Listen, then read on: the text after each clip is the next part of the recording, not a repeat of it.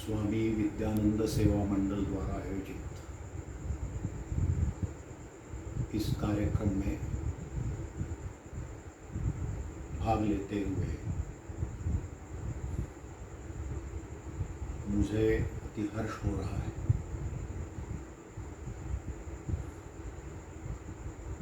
परम पूजनीय स्वामी विद्यानंद जी द्वारा स्थापित इस आश्रम में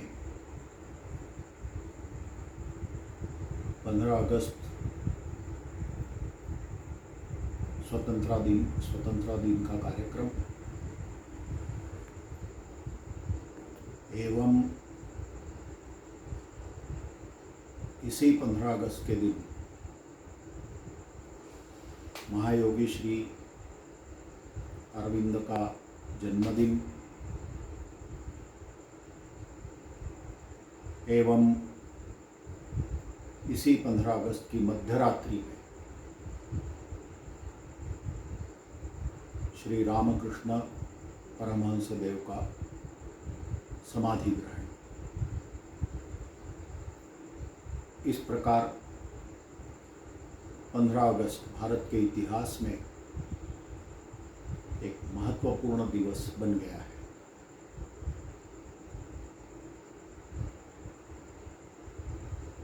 मैं रहूं या ना रहूं, भारतीय रहना चाहिए, ऐसा एक गीत है। गत कुछ वर्षों से अपने देश में काफ़ी प्रचलित हुआ है, मगर इस गीत के बारे में विचार करते समय मन में प्रश्न उत्पन्न होता है, भारत क्यों रहना चाहिए? मैं रहूं या ना रहूं, भारत ये रहना चाहिए। ऐसे क्या विशेषता है, ऐसा क्या कारण है कि भारत रहना चाहिए? दुनिया में अनेक देश हैं, अनेक राष्ट्र हैं। एक बार हमारे देश के बहुत बड़े मनीषी श्री गुरुजी गोलवलकर को किसी ने प्रश्न पूछा था कि इस दुनिया में बहुत सारे राष्ट्र हैं और ये सभी राष्ट्र अपने अपने देश की सुरक्षा, समृद्धि और सुख चाहते हैं। समृद्धि और सुख की प्रत्येक राष्ट्र की अपनी अलग कल्पना, अलग संकल्पना हो सकती है, मगर अपने अपनी संकल्पना के अनुसार प्रत्येक राष्ट्र अपने राष्ट्र की सुरक्षा, समृद्धि और सुख चाहता है। तो हमारे राष्ट्रवाद की खासियत क्या है? उस समय उन्होंने उत्तर दिया था, चिरंतन सुख की प्राप्ति। इसका मतलब अध्यात्म शास्त्र में जिसे शाश्वत सुख, चिरंतन सुख कहा गया है, उस सुख के प्राप्ति की ओर यात्रा करना, यह हमारी राष्ट्रवाद का आधार है। ऐसा श्री गुरुजी गोलवलकर ने कहा था। अब हमारे भारत देश में प्राचीन काल से एक पद्धति आई है, प्रचलित है। वो ये है कि सुबह उठकर हम धरती पर अपना पैर रखने के पहले एक श्लोक कहते हैं और उस श्लोक में ये कहा गया है, समुद्रवसने देवी पर्वतस्तनमंडले विष्णुपत्नी नमस्तुभ्यं पादस्पर्शम क्षमस्व। और ये प्राचीन काल से चलती आई हमारी परंपरा है। हम कहते हैं विष्णुपत्नी नमस्तुभ्यं पादस्पर्शम क्षमस्व में। तो विष्णुपत्नी मतलब लक्ष्मी, महालक्ष्मी। तो हम इस संपूर्ण धरती को, उसमें ये नहीं कहा कि केवल भारत की धरती पर चरण स्पर्श करते समय मैं क्षमा मांगता हूं, ऐसा नहीं है। तो समग्र धरती, समग्र पृथ्वी की क्षमा मांगता है। समुद्रवसने देवी पर्वतस्तनमंडले विष्णुपत्नी नमस्तुभ्यं पादस्पर्शम क्षमस्व। ये कहते समय केवल भारत की धरती का विचार वो नहीं करता है, तो संपूर्ण धरती का विचार करते हुए यह अथर्ववेद में कहा गया है, माता भूमि पुत्रोहम पृथिव्या। ये भूमि, ये पृथ्वी हमारी माता है और इसके हम पुत्र हैं। तो संपूर्ण विश्व का स्वाभाविक विचार, उस प्रणाम करते समय ये नहीं कहा है कि मैं केवल भारत की धरती को प्रणाम करता हूं, तो मैं इस धरती मां को प्रणाम करता हूं, इस पृथ्वी माता को प्रणाम करता हूं, क्योंकि मैं इसका पुत्र हूं। ये मेरा लालन पालन करती है, ये मुझे अपने कोख में रखती है और बाद में भी मैं, मेरे शरीर शांत होने के बाद इसी की कोख में समा जाता हूं। मगर इस प्रकार के विचार का उदय कहाँ हुआ? माता भूमि ही पुत्रोहम पृथिव्या, ये अथर्ववेद में है। और हम सब लोग जानते हैं कि 5000 वर्ष पूर्व महाभारत काल में महर्षि वेदव्यास ने चारों वेदों को लिखित रूप से समाज के सामने रखा। लेकिन वेदों की रचना और वेदों का प्रचलन उससे पूर्व कई हजार वर्षों से था। तो हजारों वर्षों से ये बात हमारे भारत में स्वाभाविक रूप से, या भारत के मनीषियों ने, भारत के ऋषियों ने विश्व के सामने रखा कि संपूर्ण धरती हमारी माता है, यही हमारा लालन पालन करती है, यही हमें पोषित करती है। और आज हमें जो कुछ भी मिलता है, चाहे अनाज मिलता है, चाहे फल मिलते हैं, चाहे खनिज मिलते हैं, चाहे आज के युग में पेट्रोलियम मिलता है, यूरेनियम मिलता है, थोरियम मिलता है, जो कुछ भी मिल रहा है, लोहा मिलता है, तांबा मिलता है, ये सब कुछ इस धरती माँ की उपज से हमको मिलता है।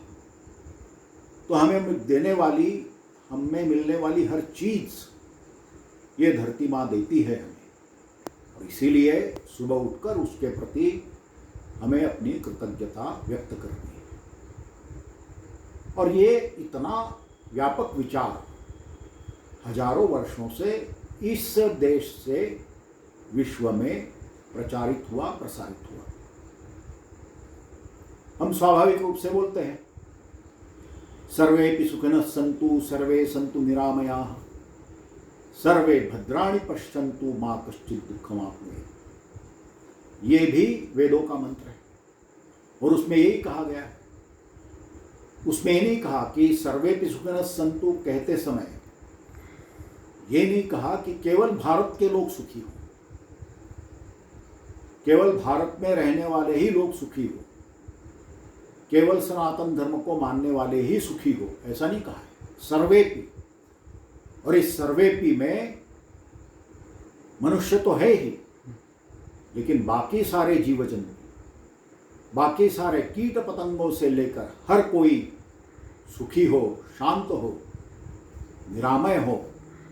सर्वेपि सुखिनः सन्तु। और हमारे पंच महाभूत है वो भी सुख से रहे, इस प्रकार का व्यापक दृष्टिकोण ये इस सर्वे भवन्तु सुखिनः सर्वे सन्तु निरामया इस वैदिक श्लोक से प्रकट होता है। तो ये हमारे भारत देश की खासियत है कि संपूर्ण विश्व को एक सूत्र में बांधने का जो विचार है, संपूर्ण विश्व के सुख की कामना करने वाला जो विचार है, संपूर्ण विश्व को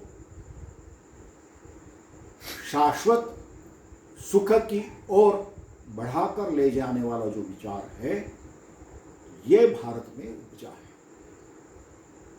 और इस विचार के आधार पर ही संपूर्ण विश्व के विविध देशों को एक सूत्र में बांधकर एक परिवार के रूप में खड़ा करना, यही एक प्रकार से इस देश का, इस भारत का संकल्प है। उसी को वसुधैव कुटुंबकम कहा गया है कि संपूर्ण विश्व एक परिवार है, मगर ये एक परिवार है, ये केवल कागजों पर लिखने से नहीं होने वाला, केवल ग्रंथों में लिखने से नहीं होने वाला। तो उसको कार्यान्वयन करने के लिए एक प्रकार से सक्रिय होने की जो आवश्यकता है, उस सक्रियता को जागृत करने का काम, विश्व परिवार के निर्माण का काम, सबके सुख, सबको सुखी करने का काम, इस दृष्टि से किसी न किसी को आगे बढ़ने की आवश्यकता है। और ये आगे बढ़ने का जो दायित्व है, ये विचार देने का दायित्व जिसके ऊपर है, उसी के ऊपर आगे बढ़ने का भी दायित्व आता है। और उस विचार को लेकर के आगे बढ़ने का जो कार्य है, उस कार्य को करने के लिए भारत सक्षम हो जाए, इस दृष्टि से ही इस भारत भूमि में प्राचीन काल से अगर हम विचार करें तो इस भारत भूमि में मुख्य रूप से दशावतार हुए। और वैसे तो इन दशावतारों के अलावा 10वां अवतार अभी होना बाकी है, लेकिन इसके अलावा भी अनेकों अवतार हुए, अनेकों संत हुए, अनेक महात्मा हुए। और इसलिए ये भारत भूमि जो है, ये एक प्रकार से मानव का, जिसके बारे में स्वामी विवेकानंद ने कहा है कि मनुष्य को वो वास्तव में आज पशुत्व की स्थिति में है, तो उसको पशुत्व से मनुष्यत्व की ओर, मनुष्यत्व से देवत्व की ओर ले जाने का जो प्रयास है, वो इस भारत भूमि में होने वाला है। क्योंकि हम देखते हैं कि मनुष्य और पशु, इंसान या पशु, इनकी बेसिक वृत्ति जो है, बेसिक इंस्टिंक्ट जो है, मूल वृत्ति जो है, बेसिक इंस्टिंक्ट है, उन बेसिक इंस्टिंक्ट में कोई बहुत अधिक फर्क नहीं है। और इसलिए संस्कृत में एक श्लोक है, आहार निद्रा भय मैथुनंच सामान्य में पशुभिर नराणा।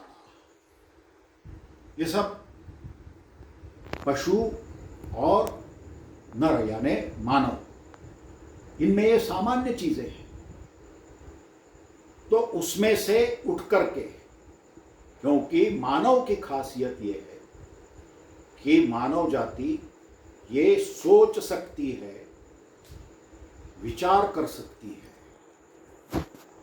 तो ये सोचने का और विचार करने की शक्ति मनुष्य को जब दी है, तो उस शक्ति का सदुपयोग करते हुए संपूर्ण विश्व की मानव जाति को उत्क्रांति के पथ में ले जाने के लिए एक जगह आवश्यक है, एक स्थान आवश्यक है, और वो स्थान है भारत भूमि।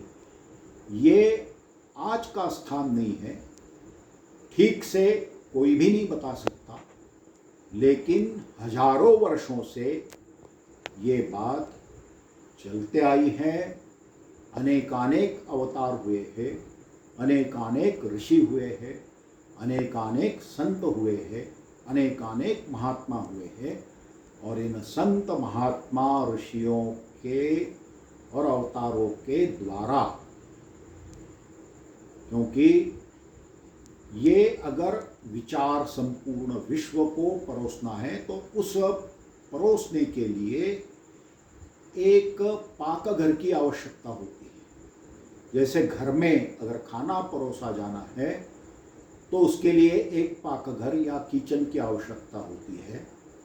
उसी प्रकार इस संपूर्ण विश्व को पशुत्व से मनुष्यत्व और मनुष्यत्व से देवत्व की ओर ले जाने के लिए वो उस विचार को परोसने के लिए जो पाकघर है, जो किचन है, वो भारत देश है। हमने अपने बाल्यावस्था में एक गीत गाया था, और वो गीत ये था, है देह विश्व, आत्मा है भारत माता, सृष्टि प्रलय पर्यंत अमर यह नाता। अगर ये विश्व या ये संपूर्ण पृथ्वी अगर देह है, तो उसकी आत्मा है भारत माता, और ये नाता जब तक सृष्टि है तब तक ये नाता बना रहेगा। और आत्मा, हम जानते हैं कि आत्मा ही परमात्मा का अंश है।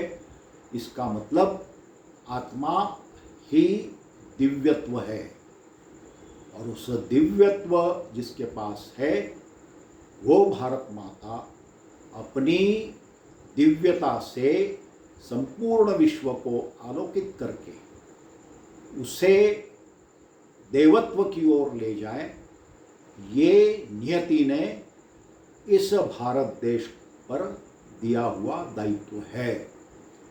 और इस दायित्व से चाहे कितना भी प्रयास करे, ये भारत देश मुकर नहीं सकता। आधुनिक युग के अनेकों श्रेष्ठ संत, जैसे स्वामी विवेकानंद, जब यूरोप गए, अमेरिका गए और वहाँ से कुछ वर्षों बाद लौट आए, तो वहाँ की संपूर्ण भौतिक प्रगति उन्होंने देखी थी। लेकिन जब उनको भारत आने के बाद पूछा गया कि आपको कैसे लग रहा है, तो उन्होंने कहा कि भारत की पवित्रता के प्रति मेरी पहले ही श्रद्धा थी, मगर अब तो भारत का कण कण मुझे पहले से भी अधिक पवित्र लगने लगा है। आधुनिक युग के महर्षि महायोगी श्री अरविंद ने भी भारत माता को देवी के रूप में ही देखा है। राष्ट्र अपना चेतना स्वरूप है, और भारत माता साक्षात जगत जननी है, ऐसा विचार श्री अरविंद ने विश्व के सामने रखा। तो आज ये 15 अगस्त एक प्रकार से भारत का स्वतंत्रता दिन है। हालांकि खंडित भी हुआ है, फिर भी संपूर्ण भारत 15 अगस्त को पूरी तरह अंग्रेजों के दासत्व से मुक्त हो गया। आधुनिक युग में भारत का प्रवेश हो रहा है, हो गया है। और इस आधुनिक युग में इस विश्व को वैचारिक एवं आध्यात्मिक अधिष्ठान देने का अत्यंत गुरुत्वपूर्ण दायित्व इस भारत देश पर है। इस दायित्व को समझते हुए हमें हमारे भारत के नागरिक के नाते, भारत माता की संतान के नाते भी हमें अपने दायित्व का निर्वाह करना है। और उस निर्वाह करते हुए